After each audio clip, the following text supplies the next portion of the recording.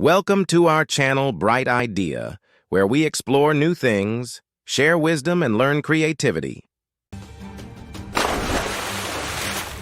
Who lives at the bottom of the Bermuda Triangle? There are numerous secrets our planet keeps hidden from us. Blood Falls in Antarctica, Moeraki borders in New Zealand, Stonehenge in Great Britain. These and many other places keep attracting people due to the mystery hidden behind their names. But there is one special place that simultaneously terrifies and has unexplainable pull. 300 ships gone missing. 75 aircrafts never found. You're right, that's all about the Bermuda Triangle, that proudly carries one more name, the Devil's Triangle. Despite all the theories scientists have, nobody knows for sure what makes crafts disappear in the area which lies in the Atlantic Ocean between Florida, Puerto Rico, and Bermuda. This area is shaped like a triangle and has a huge size of approximately 270,000 square miles. Some people believe that these disappearances are the doing of sea monsters. Others accuse aliens, while some researchers believe in unusually strong winds that cause huge waves. The Bermuda Triangle has even been blamed for the tragedy of the Mary Celeste.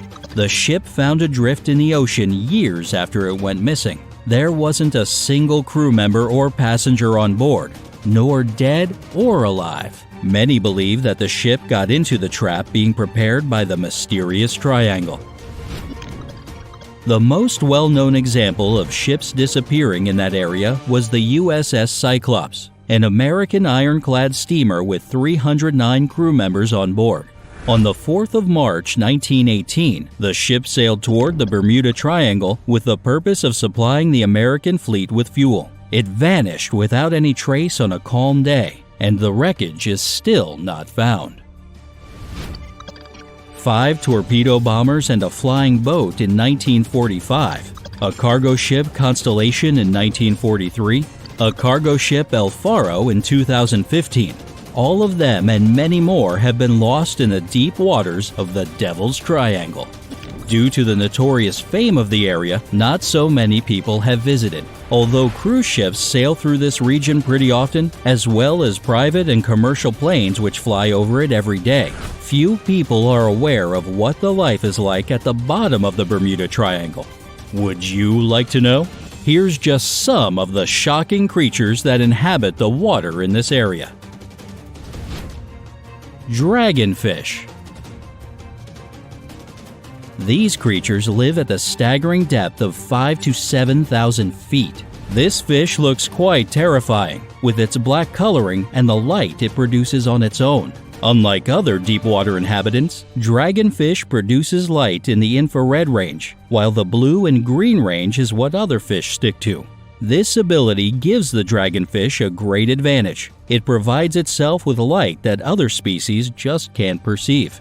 If you want to avoid nightmares for the rest of your life, don't scare the dragonfish. In case of danger, the photophores under its eyes and on the barbels light up, and the creature starts to look truly ghostly. Vampire squid. This squid has the largest eyes in terms of proportion in the world and is born to live in the depth. Despite what its name states, the creature isn't known to suck blood. Actually, half of its tentacles don't even have any suckers. But what the vampire squid has is bright red eyes and crimson cloak that looks like webbing.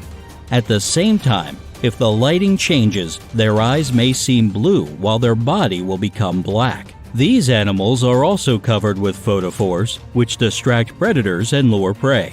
But what is the hardest fact to accept about the vampire squid is that in case of a threat, these creatures can invert their skin, exposing their spines. Gulper eel. This is a strange-looking fish that resembles any other eel. It lives in the deep waters of the ocean. Its other names are the pelican eel and the umbrella mouth gulper, and there's a reason behind that. The mouth of the gulper eel is loosely hinged, which makes it extremely wide and big. In fact, the length of the jaw of the eel reaches 1/4 of the length of their body. so in proportion to the body, the mouth looks enormous. The pouch-like structure of the lower jaw allows the eel to deposit its prey there. What's more, even the stomach of the eel can stretch so much that the creature can hold there a huge amount of food. Despite being the owner of such an enormous mouth, the gulper eel has tiny teeth, and this means that it isn't supposed to prey on large animals. This may seem weird. If you have such a huge mouth, why does your diet include only seaweed, fish, and the occasional octopus or squid? The thing is, the mouth of the eel serves as a net when it gets into a big group of small fish and shrimp. The Bermuda Triangle hosts some really lovely inhabitants, doesn't it? But wait, the best is yet to come. Goblin shark. Assuming that some sharks may seem pretty to you, the goblin shark will never be one of them. In fact, this is for sure one of the ugliest sharks you will ever see. Sometimes people call it a living fossil, as this shark is the only remaining member of a family which has otherwise died out. The goblin shark reaches 13 feet in size and is also called the vampire shark due to the fact that it avoids light at all costs. Due to this feature, you can see the shark in its natural habitat only if you go as deep as 890 to 4,300 feet. What's more, the animal has some peculiarities that distinguish it from other sea creatures. For example, its jaw. You will notice nothing strange at first glance, but as soon as the prey appears in the vicinity, the jaw of the shark will elongate and grab it. As soon as the victim gets to the shark's mouth, the jaw returns to place, and a set of small but extremely sharp teeth starts to grind everything that is inside. This may scare the daylights out of you, but sharks need this as they are clumsy and slow and have to have an advantage over their prey. Eunice aphroditois. I'm not quite sure how to pronounce it, but fortunately the creature is also known as a bobbit worm. And it's terrifying. The worm buries itself in the seafloor with just a fraction of its body exposed. The depth at which it feels comfortable is from 32 to 131 feet. The creature has 5 antennae it uses to sense the prey, other worms, and fish that can be 7 times bigger than the worm itself. Pharynx, a complex feeding apparatus that helps the bobbit worm catch the prey, can turn inside out, not unlike glove fingers. It has strong and extremely sharp mandibles, which can easily cut the prey in half due to the strength and speed of the worm's attack. Once the prey is secured in its jaws, the creature injects it with poison and shoots back to the burrow to feast. There's no information if the bobbit worm can kill a human, but if you meet it, a nasty bite can be guaranteed. The most disturbing thing about them is their size. An average worm reaches 3 feet, with some specimen growing up to 10 feet long, consisting of more than 600 segments and weighing as much as 15 ounces. Terrifying indeed.